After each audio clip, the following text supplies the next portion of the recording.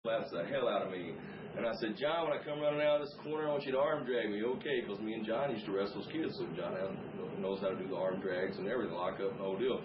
So I come running out of the corner, he gives me an arm drag. After the slap, I took a bump, scooted out to the floor, fell on my rear end. Paul comes to me, and I look, and John Gillum's up in the ring with that mask on, and he's like doing Muhammad Ali around the ring, and the people are going nuts. They're standing up going crazy. And I'm thinking, my God, we have made John Gillum in Dothan. I remember the feeling going, oh, Lord, maybe I can't believe this. We really made anybody now. So anyway, then I remember the most panicking feeling I ever had, though, was when I was outside the ring, and I grabbed the microphone. I said, who is this guy? Is he a boxer or what is he? And John Gillum asked for the microphone, and I remember almost panicking, going, oh no, God, he'll kill the place if they hear him talking here.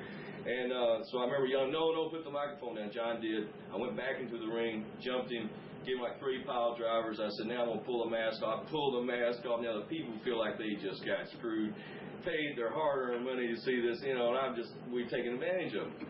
All of a sudden, Austin Idol, who had been in the parking lot, in his car the whole time, none of the wrestlers knew he was there, had the mask on, the patch, came to the ring, and he had this axe handle that he called Bertha or something like that.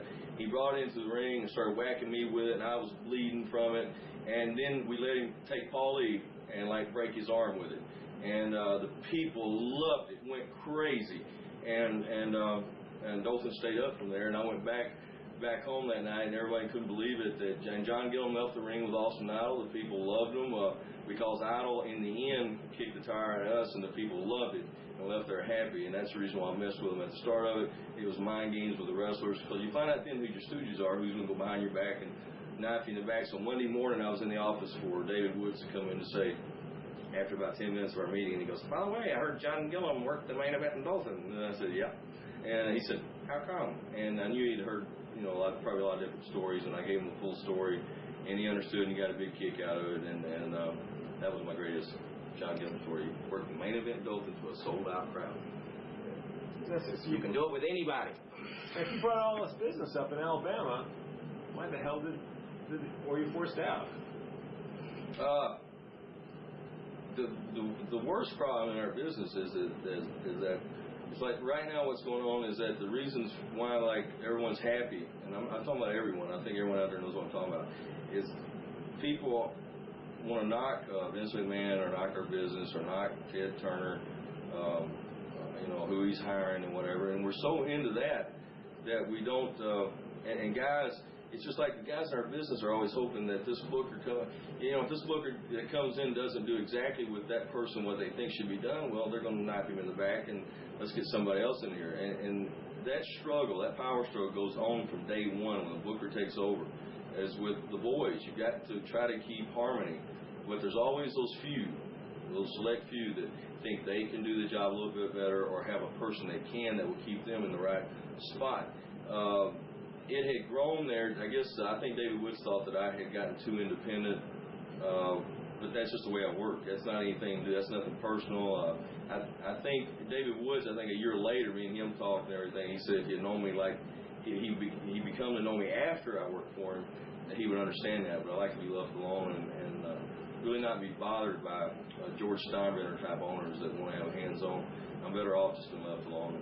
Bill Watts did that when he gave me the job. I never heard a word from him or anything, but that's the reason. I think it's power, other people greedy, and business fell off pretty quick after you left. He had to fold up like 4 months later, I think. So. Well, didn't he get a clue after a couple of months? Yeah, I had an idea before I went back to Memphis in '90. When I felt that my tenure with the booking committee in WCW was coming to an end, I made a proposal to David Woods that I would come back and that he and I had talked about this thing, and I think it was another deal too. I want to be half owner. Actually, I'd like to be the owner, but actually half owner of the Alabama thing if my salary was cut down and so forth and so on. And so I had an idea of rerunning our old tapes with Paul E. and Paul had already been let go from WCW, and Paul E. and Charlie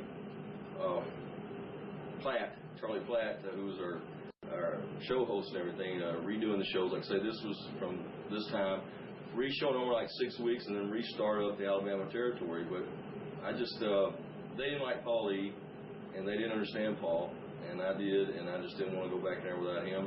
And David didn't really like Paul at all. And that I got to be honest with you too, that was another reason why David and I had this misunderstanding stuff too. Paul is like me a lot of times. He'll say things that maybe he shouldn't, but he does for the best interest of the business and himself and everybody else. And David Woods took it the wrong way and thought a lot of times it was me saying it when it was Paul E. So that was one of the problems. Where do you go from Alabama? Alabama, I go back to WCW. I go back in. That's when Ricky Steamboat and I do the match with Barry Windham and Ric Flair on TV. I go back like 2 months. Me and Ron Simmons wrestled the Fantastics on a Clash for the United States Tag Titles. I remember the Fantastics won it because I went in with a hurt arm or something, and they worked on that. And then I missed a turnbuckle or something. And that night, though, I found out before I went to the ring, Jimmy Crockett told me that Ricky Steamboat was coming in, and Ric Flair wanted to work a program with me. That made my night. And worked with Barry Windham, and I was real happy about that too. I've always had respect for Barry. And so I went from that thing with the Fantastics to working the thing with Ric Flair and Barry Windham on TBS. Brought Ricky Steamboat in as my partner. And we were together till, I think George Scott came in and took over the booking. Then I became Rick Steiner's tag team partner, and we got the U.S. tag belts. Missy was managing us. And not long after that's when George Scott was let go. The booking committee was put together, and we hear some people yelling outside the room right now. But the booking committee was put together. I got a call to be on that with some other good gentlemen and conflict of personalities. And we went from there with the committee. And I kind of withdrew myself from the road as far as wrestling because I knew then that I really wanted to be in the office more than on the road. And that was in the latter part of '89, I guess. March of '89 is when I got on the booking committee. Came off the booking committee in about November, December of '89. And wound up coming back to Memphis in '90. And how long was that stay? Wow. That was long. That was tired here. That was until that sort of went into the Goodhart.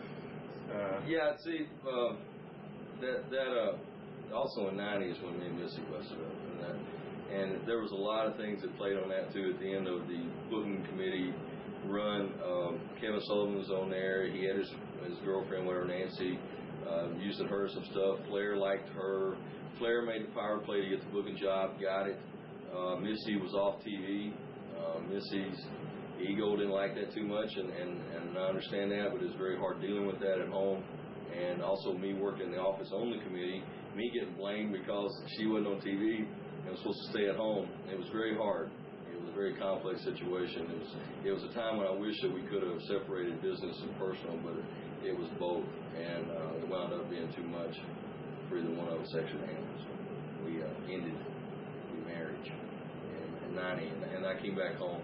I thought coming back home, I felt better. I wanted to come back, and that's when I first hurt my arm, my shoulder that I knew of. I first hurt it in 1985.